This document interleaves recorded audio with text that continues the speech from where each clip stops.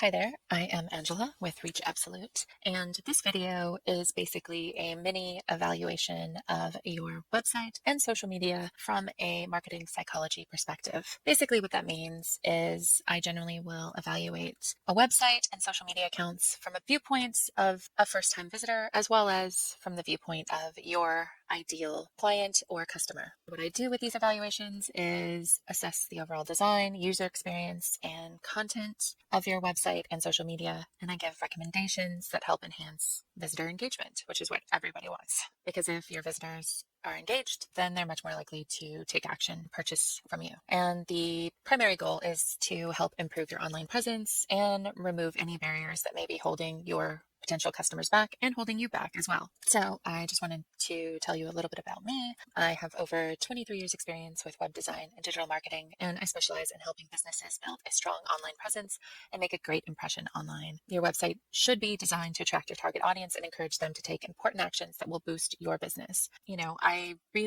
I love helping others succeed, and I genuinely want to help businesses and individuals create a strong foundation because that is one of the most important ways to succeed if your business is online. So I know you know a little bit about SEO given some of the content on your website, but I wanted to do a little primer on modern SEO and just the essentials that you have to have in place these days to even get your website ranking decently. So in the past, you used to be able to cram keywords into every nook and cranny of your website to try to trick search engines and help you rank better. They, however, have caught on to that, and it's not so simple anymore. Now it's more about creating content that users actually find helpful. And because search engines have gotten smarter and smarter over the years, they are prioritizing quality over keyword stuffing and those kinds of techniques. And search engines favor websites that provide value and answer people's questions. It's not just about keywords anymore. It's about user intent, backlinks, mobile optimization, and making sure that your site is easy to navigate, user friendly. Also, making sure that your website loads quickly and every part of your website that's supposed to work actually works the way it's intended. So, here are some of the most important things that you need to rank well with Google. Quality content, that's the first one here. You want to be answering common questions that your website visitors would have or anticipate their needs with your content. Obviously with a service-based business, that's easier, but it still works in a variety of spaces, different genres of businesses. Keywords are still important, but you have to do more work so that they can work for you. Basically, you have to know how to do proper keyword research related to your niche, and you need to add them to your web pages in the right places. You can't just add them anywhere. There is actually a framework that you have to use to properly add keywords, or search engines, they don't care. They won't look, if they're not in the right places, basically. And usually to find keywords, there are premium tools that you need to pay for and training so that you know how to choose the best keywords. Another thing that is very important is backlinks, which is basically every website has a certain ranking in a search engine, and some have a higher authority, meaning they are considered more valuable and they have better content by Google. And so getting your link to your site on one of those high quality sites is basically called a backlink. And there are high quality backlinks and low quality backlinks. So for instance, if somebody just spams their website URL a bunch of places online without any kind of regard to where they're putting them, those would be low quality backlinks. High quality backlinks would be like, let's say a popular news publication in your area mentions you and links to your website. That would be a higher quality backlink. And one of the most important things is user experience. Having a website that is modern, clean, and easy for visitors to understand when they visit exactly what they're supposed to do and how they can find the information that is most important to them is so important. So, one way to do that is by keeping the focus very simple on your website. So that focus is usually called a call to action, and you want to use the exact same one throughout your website. If you have different call to actions on one page of your website or throughout your website, and there's too many of them, people are going to get confused. And when people can't make a decision, they just leave.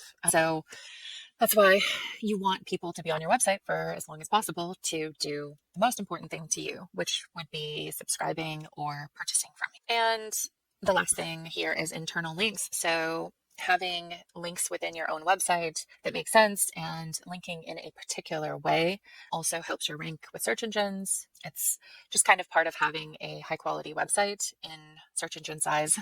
And here is a little mini list of some other things that are important. So, improving your on-site SEO, that's basically your search engine optimization. Like I said, using those keywords strategically in the places they're supposed to be in. And along with that, you want to use certain heading sizes throughout your site strategically as well. And use of bold and italic is also an important part of that. And monitoring your technical SEO, meaning you have clicks installed and you're tracking that, reducing your bounce rate. That's how quickly people leave your site once they arrive. Sizing your images. Images should have descriptors, alt tags, and they should be named well so that they're searchable, they index well in search engines, so that people aren't just finding your website through a search engine, they're also finding it through your indexed images as well. And streamline site structure navigation, that's all about user experience. Basically, it should be very concise and simple, very easy for people to navigate. And call to action, that's the primary one. Optimize your site for mobile. It should look good on a mobile device because most people are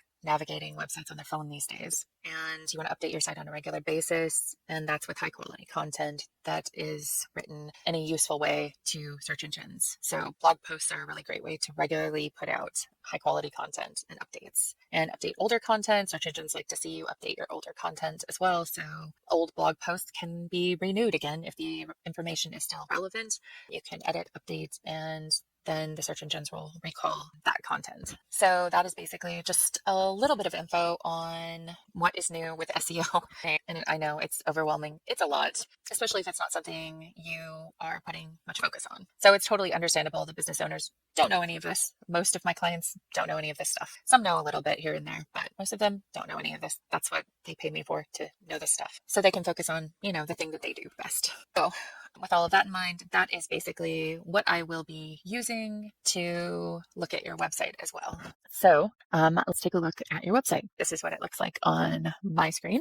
And of course, the website looks different on everybody's screen. So what I'm going to do is just go over a few things that I think would make your website immediately better. Now, as a first-time visitor in that perspective, the main thing that stands out to me is that there's just so much here that I don't know what to look at. And that's one of the most important things to consider with your website is you want to make it very easy for visitors to take the most important action that would be a step towards making you money. Since you are doing a podcast and radio station, you have two potential paths here because you're doing business radio and, you also are trying to appeal to people who want to listen, which might also be business owners, then something really important would be to focus on the most important part of this. And so that would be the listeners. And right now, the thing that stands out most is this button here. However, I just clicked it and I didn't hear anything. That doesn't really help me as a visitor to get a sense of what's going on here and what you're about.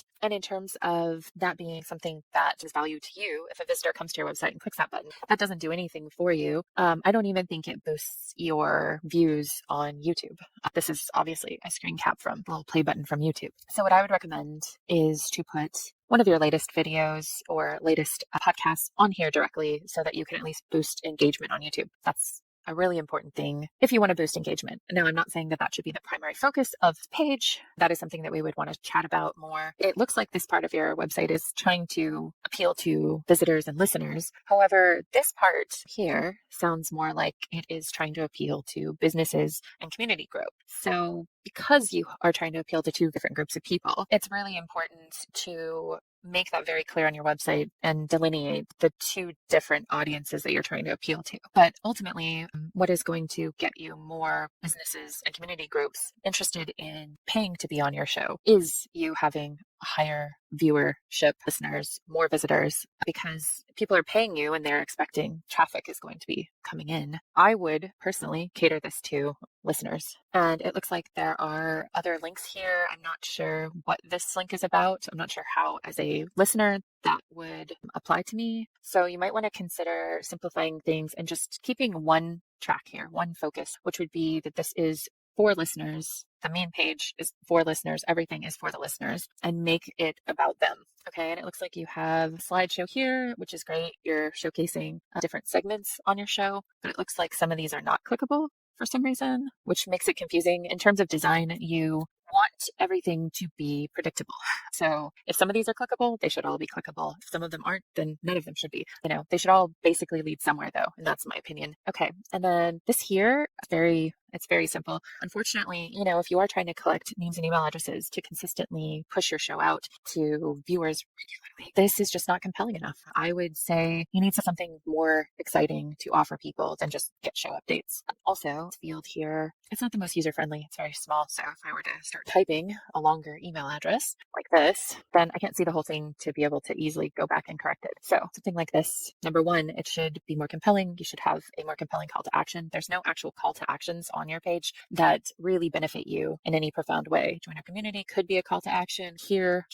These are all call to actions, but the problem is that there isn't one focus. And that's what you need to have if you're going to be successful with your website. You have to have one focus primarily, especially on the first page. I'm just hovering over these. It looks like some of these don't work. I'm not sure why. Spotify, you can do a link to your profile. I think you can with iHeartRadio. I know you can with SoundCloud. Like I said, it's kind of like the slider up there. You've got to be consistent with what you're linking. There's no point in having these here if they're not linked for people to conveniently click and go to your show. Also, I don't see Google here, even though they will be getting their podcast platform over to YouTube. It's still worth, being on that platform because you're missing out on a larger audience. Okay, and I'm going to continue to scroll down here. And it looks like a little bit of an alignment issue here with your footer. I'm not sure why that just bounced there. That was kind of weird. These do actually link. This clickable, that's good. Okay, so I want to take a look at one of your social media accounts. We're just going to take a look here at Facebook. Just looking through these posts here, I can see that your engagement is very low. You only have one like on a lot of these. And the images are just not the most compelling. And this doesn't really tell me anything. I don't know what this is about. Is it about dancing? I have no idea. Just from the perspective of somebody who's following you, I don't have any idea what this is. I mean, there's this, but the actual description here doesn't tell me anything. It's not compelling. It doesn't get me to engage with this post at all. And that's the thing. That should be the primary goal with all social media posts, is getting your audience to engage with the post, to like, to comment. You can ask a question. That's really important. Otherwise, you're going to see low engagement here. You have almost 3,000 likes and almost 3,000 followers, and your engagement's really, really low for that number. So that means that what you're posting not appealing to the people who are subscribed to your page here. And you can see here you're using the same image, but it's different topics. And there's no comment at all. There's no use of hashtags or anything like that.